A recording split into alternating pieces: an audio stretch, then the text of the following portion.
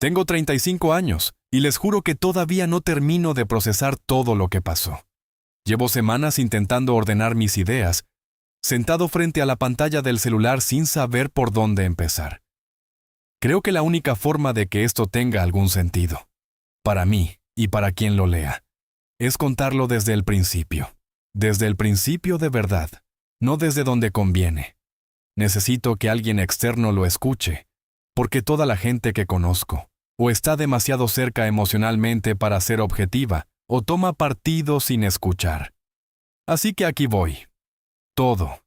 Mi nombre para esta historia es Marco.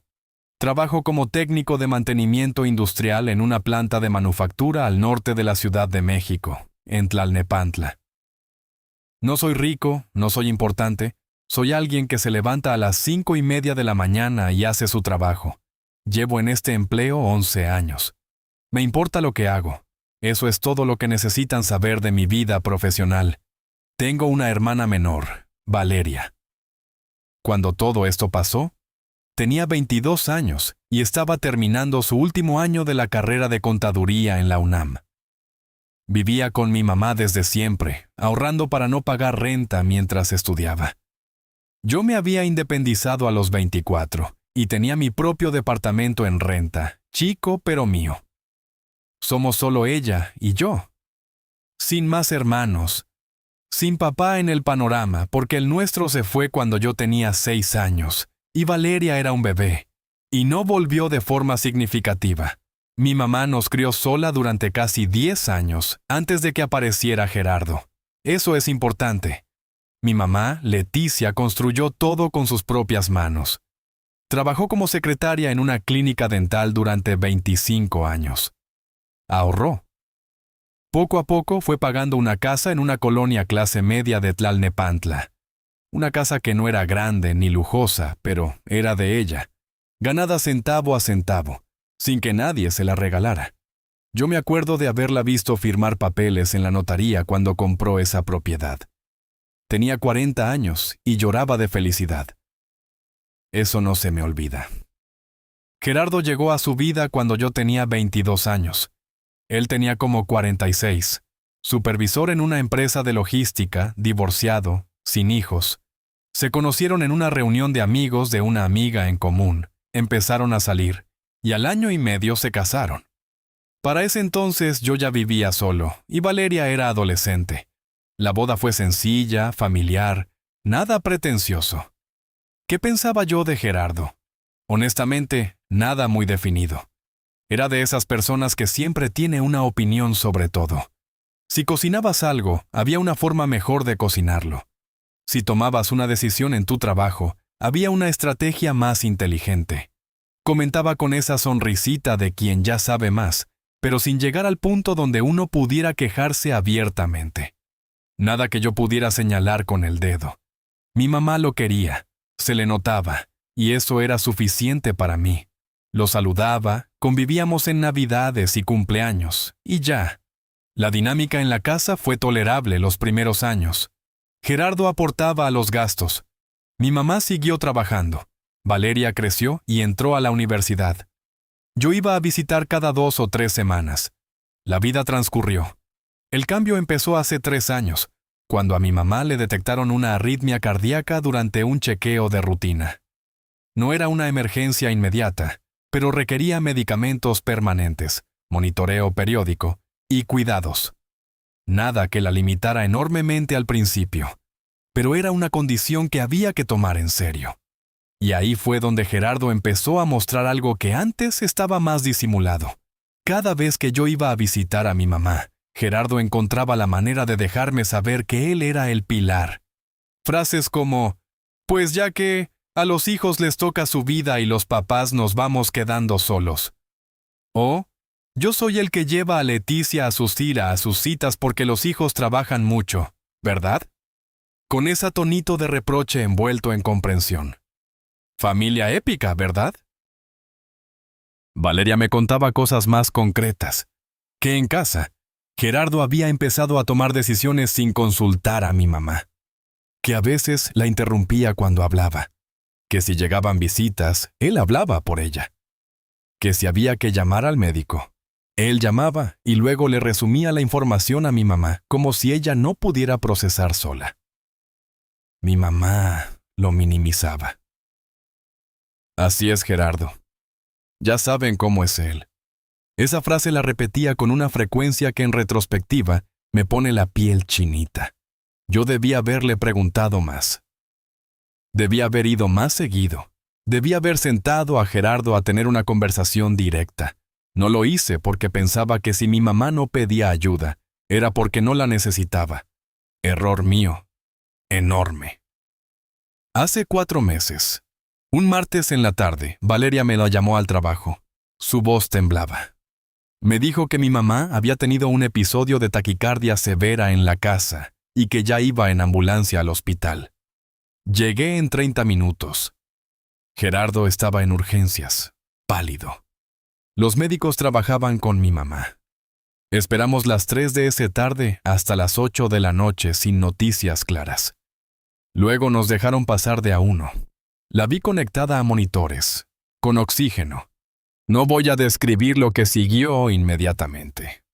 No hay palabras que no suenen a cliché. Y lo que sentimos Valeria y yo no merece clichés. Lo que sí voy a decir es que las primeras 72 horas después de la muerte de mi mamá fueron las más difíciles de mi vida. Trámites, funeral, llamadas, abrazos de gente que no veía en años. Y todo en un estado de aturdimiento total donde el mundo funciona en cámara lenta y tú lo ves desde afuera. Gerardo estuvo presente en todo ese proceso. Lloraba. Hablaba de mi mamá con cariño cuando la gente lo condolía. No tengo razón para dudar de que su dolor era genuino. Eso lo digo por honestidad, no por generosidad. Lo que pasó en el día 3 no tiene nada de genuino. Gerardo nos llamó a Valeria y a mí, por separado y casi al mismo tiempo, un mensaje que decía: necesito que vengan a la casa mañana. Hay cosas prácticas que resolver. Me pareció frío el momento. Pero pensé, quizás necesita organizar su mente. Quizás no sabe cómo manejar el dolor y lo convierte en logística. Le di el beneficio de la duda. Llegamos al día siguiente. Mi mamá llevaba exactamente 72 horas muerta. El novenario ni había empezado. Nos sentamos en la sala que yo había conocido toda mi vida. El sillón donde mi mamá se sentaba a ver la televisión. La mesita con las plantas que ella cuidaba. La foto de cuando Valeria y yo éramos chicos en la pared. Todo pausa. Voy a necesitar que en 2 semanas saquen sus cosas. Las de Valeria, lo que tenga Marco aquí. Todo lo personal de su mamá que quieran quedarse. Tienen 14 días. Valeria volteó a verme. Tenía 22 años. Acababa de perder a su mamá. Y el hombre sentado frente a ella, que llevaba 12 años viviendo en la casa que su mamá había construido, acababa de decirle que tenía 2 semanas para irse. Le pregunté si estaba hablando en serio. Me dijo que sí. Le pedí ver los documentos, los mostró. Una escritura con fecha de hace 8 años, donde la propiedad figuraba a nombre de Gerardo Montoya Ríos. Leticia estuvo de acuerdo en su momento, dijo. Fue una decisión de pareja. Me levanté. Le dije a Valeria que nos íbamos. Salimos sin decir más. Esa noche, con Valeria en mi departamento, llamé a mi tía Rosario. Hermana de mi mamá, vive en Ecatepec, la persona más cercana a ella de toda la familia. Necesitaba hablar con alguien que la hubieras conocido bien. Tía Rosario escuchó todo lo que le conté, y cuando terminé, en el tono más tranquilo del mundo. Pues, me dijo, Marco, tu mamá me dejó algo guardado hace años. Ven cuando puedas, creo que ya es momento. Fui al día siguiente. Tía Rosario me recibió en su casa con café de olla y con una caja de zapatos de cartón, de esas de tienda departamental mediana, con una liga de hule. La sacó de su closet con la misma reverencia con que se saca algo frágil. Tu mamá me la trajo hace como 5 años, me dijo. Me dijo exactamente, si algo me pasa, dásela a Marco. Que él decida qué hacer con lo que haya dentro. Abrí la caja. Había un sobre sellado con mi nombre escrito a mano, con la letra apretada y un poco inclinada de mi mamá, la misma que yo reconocería en cualquier parte. Y debajo del sobre una tarjeta de presentación pequeña. Licenciado Fermín Olvera Castillo, Notaría Pública número 184, Tlalnepantla de Vaz. La carta eran 3 páginas escritas a mano. No voy a reproducirla completa porque hay cosas que son solo mías y de Valeria. Pero el contenido central era este. Mi mamá explicaba que hacía años, presionada y sin entender bien las consecuencias legales, había accedido a poner la casa a nombre de Gerardo. Decía que cuando quiso revertirlo, Gerardo se negó, que no quería pelear, que temía al conflicto, que había tardado demasiado en reconocer el error, pero que cuando lo reconoció, buscó ayuda y tomó medidas. Decía que el licenciado Olvera podría explicarme el resto, y terminaba con algo que no se me va a olvidar nunca. Marco, cuida a tu hermana, y no dejen que nadie les quite lo que me costó construir. Todo lo que hice, lo hice por ustedes. Llamé al licenciado. Mi mamá, hacía exactamente 6 años, había constituido un fideicomiso familiar ante esa notaría. El fideicomiso incluía el 60% del valor comercial de la propiedad en Tlalnepantla, más una cuenta de ahorros que ella tenía abierta desde antes del matrimonio, a su nombre exclusivo. Los beneficiarios del fideicomiso éramos Valeria y yo. La institución fiduciaria era un banco de primer nivel. Ahora bien, la parte que me dejó boquiabierto. Para poder incluir la propiedad en el fideicomiso, siendo que las escrituras estaban a nombre de Gerardo, el licenciado Olvera había documentado meticulosamente, con estados de cuenta, comprobantes de pago hipotecario y escrituras previas al matrimonio, que mi mamá había aportado al menos el 60% del valor original del inmueble mediante ahorros propios que ella tenía antes de conocer a Gerardo.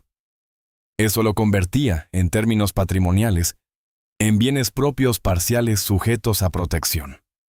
Y aquí viene la parte que me costó procesar. Durante los 6 años que llevaba constituido el fideicomiso, Gerardo había firmado varios documentos relacionados con revisiones patrimoniales y declaraciones conyugales, todos realizados ante la misma notaría, en distintos momentos. Documentos que en apariencia eran trámites rutinarios.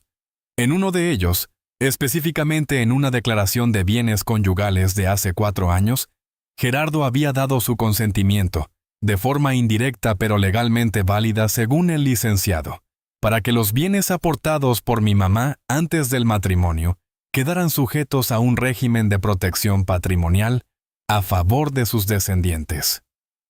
¿Él sabía lo que firmaba? Le pregunté. El licenciado Olvera me miró con esa cara de quien elige sus palabras cuidadosamente. Esa tarde le mandé un mensaje a Gerardo. Simple. Le dije que había visitado una notaría y que existía información relevante sobre el patrimonio de mi mamá que necesitábamos discutir. Su respuesta llegó en menos de 5 minutos. No tienes nada que discutir conmigo. La casa es mía. Si tienes problemas, habla con mis abogados. Oso Editor. Saben, yo nunca he entendido muy bien por qué la gente dice, habla con mis abogados, en situaciones donde lo que en realidad quieren decir es, no quiero escucharte porque sé que tienes razón. Los abogados no son escudos. Son personas que leen documentos. Y cuando los documentos son claros, los abogados tienen cosas muy interesantes que contarle a su cliente.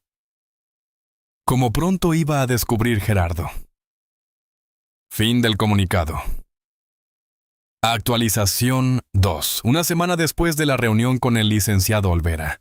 Valeria seguía en mi departamento. Gerardo había cambiado la cerradura de la casa sin avisar, lo cual, según me explicaron, era una irregularidad adicional dado el estatus de la propiedad.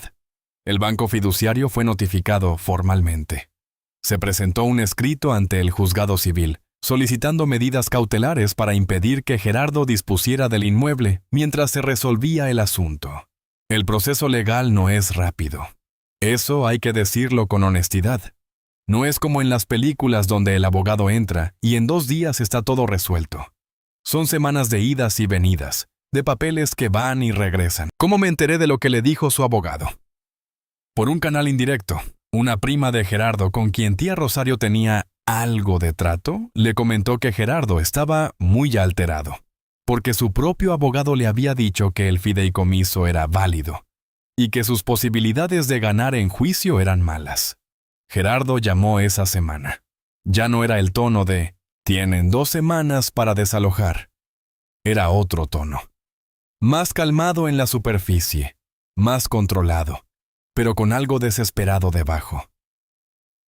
«Mira, Marco, los 2 estamos sufriendo por Leticia. Podemos resolver esto de manera civilizada. Les doy una compensación razonable por la parte que dicen que les corresponde y terminamos esto sin meternos en un juzgado que va a tardar años». Le dije que lo consultaría con el licenciado Olvera. Lo consulté. El licenciado me dijo que podíamos negociar si queríamos, pero que no teníamos prisa. La posición legal era nuestra. Que si Gerardo quería llegar a un acuerdo, que llegara con una oferta concreta respaldada en los valores documentados, no con una cifra que él considerara razonable. Mientras tanto, Gerardo se dedicó a hacer su propia campaña de relaciones públicas con la familia extendida. Me enteré de varias cosas que andaba diciendo por ahí, a través de tíos y conocidos que me avisaban. Soy una persona que prefiere la privacidad.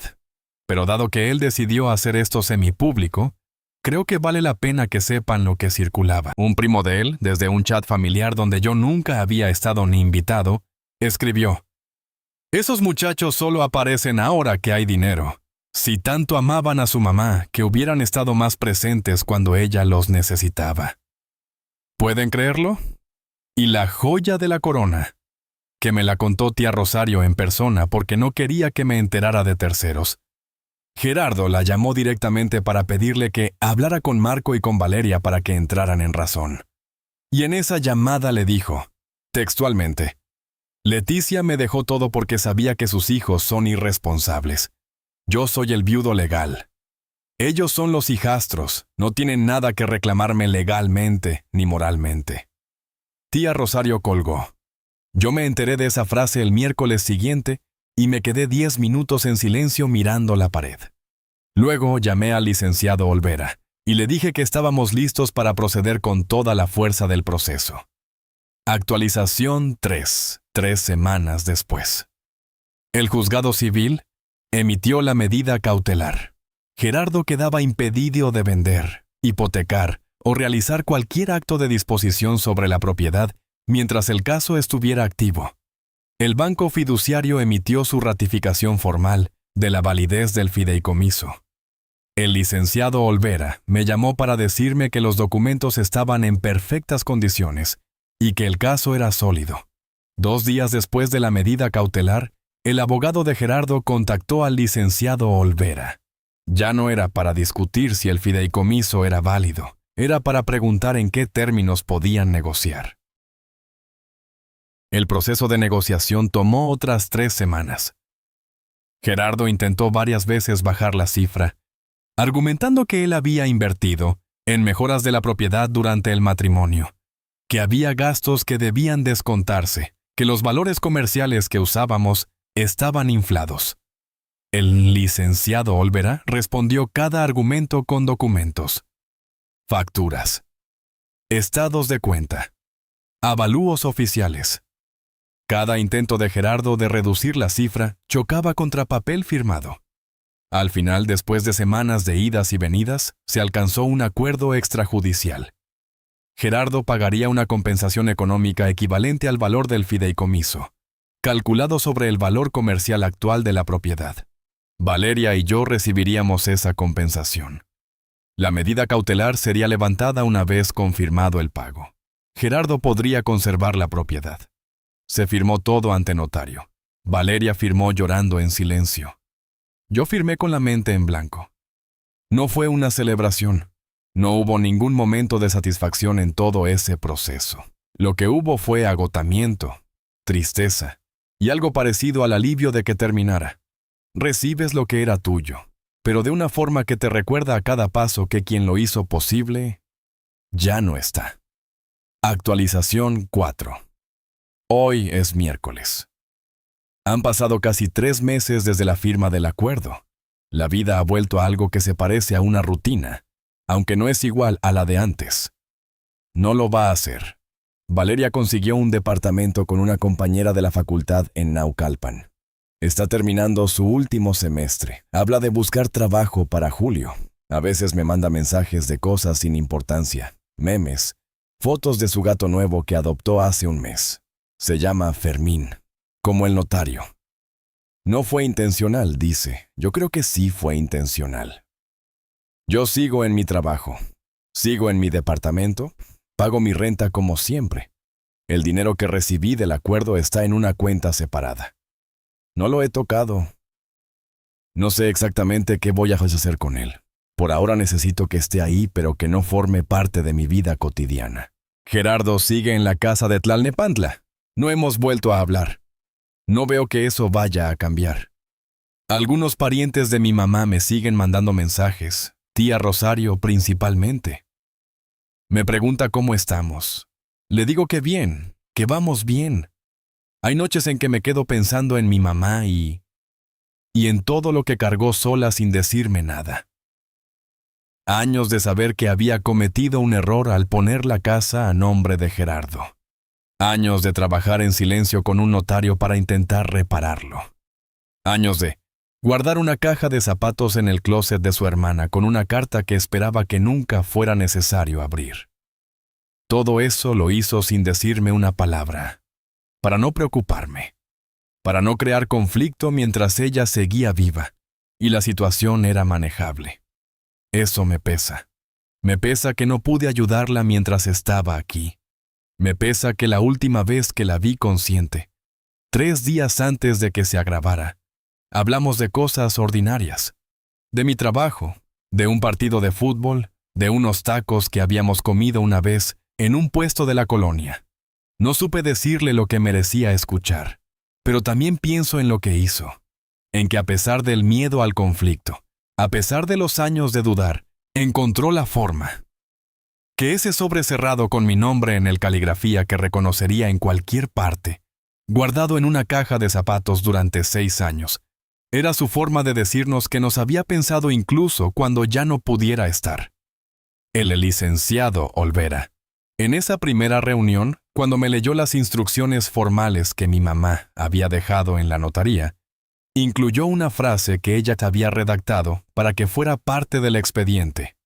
Decía: constituyo este fideicomiso porque aprendí, más tarde de lo que hubiera querido, que el amor no siempre protege. Los papeles sí. Soy una persona que no llora con facilidad. Lloré. Habrían hecho lo mismo en mi lugar. Hubieran aceptado el acuerdo extrajudicial o habrían llevado el caso hasta el final en el juzgado. A veces me pregunto si me apuré, si el cansancio emocional me hizo querer que terminara antes de tiempo. Quizás en juicio hubiera salido algo más. Quizás me hubiera tardado otro 1 año y medio en recuperar algo de estabilidad. No lo sé. Lo que sí sé es que en ningún momento de todo este proceso actué por venganza ni por avaricia. Actué porque mi mamá, con mucho trabajo y mucha previsión, me dejó los medios para hacerlo. Y eso al final es lo único que me da paz.